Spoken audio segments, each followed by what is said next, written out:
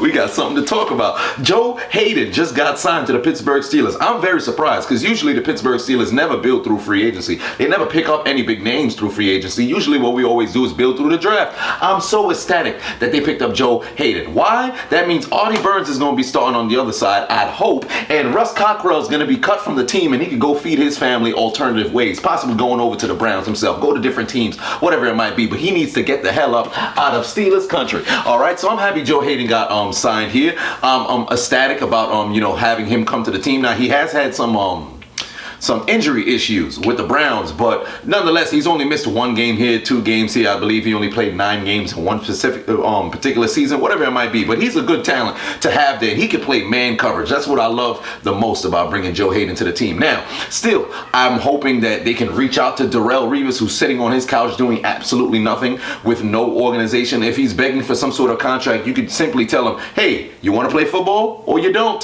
And then you can get him to sign just like that because he got his money. If he wants to go on and win himself another Super Bowl, he can come over to Pittsburgh. He won't have to move too far because his parents and everybody he grew up with is right there in Pittsburgh. So come on over.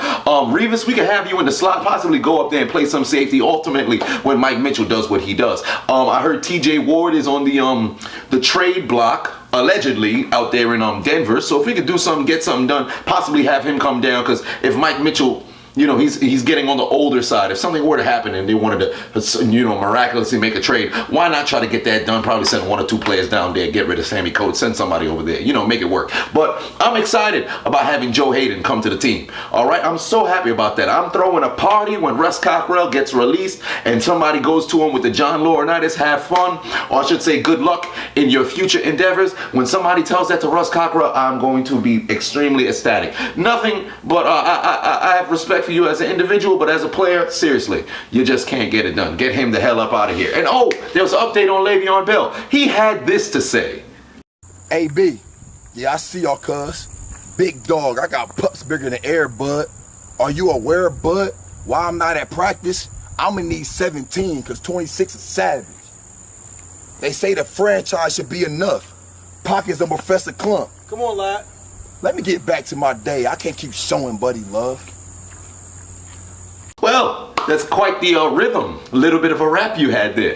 You shouted out AB. That sounds nice. But I heard you say a number. You said 17 million you wanted? Okay. Go out this year and prove it. Like I said before, play the whole season. Play through the playoffs. Don't have your body expire like milk when it hits January or December. I want to see you play a full 16 games and go straight through the playoffs. And at that point, and only then, will you be able to earn that money. Now, what do I think the Pittsburgh Steelers are going to do? If this man comes out, he plays the 16 games and puts up the MVP numbers like I've been projecting this man to put up this year, then you'll happily get your contract. There'll ultimately be other teams who's going to throw an overabundance of money at you. Probably a team like, well, not Tennessee, but there's a lot of teams that happen to have, that kind of cap space where they could just throw a bunch of money at somebody. So they're going to be throwing out bigger deals at you. But ultimately, the Pittsburgh Steelers probably going to hold on to you, depending on how you play this year. Because if you go out there and you get hurt playing against Cincinnati, guess what? There's no deal going to be on the table for you, at least with Pittsburgh. But I'm feeling a little bit confident with James Conner back there. Maybe he can mature and you can show him some things.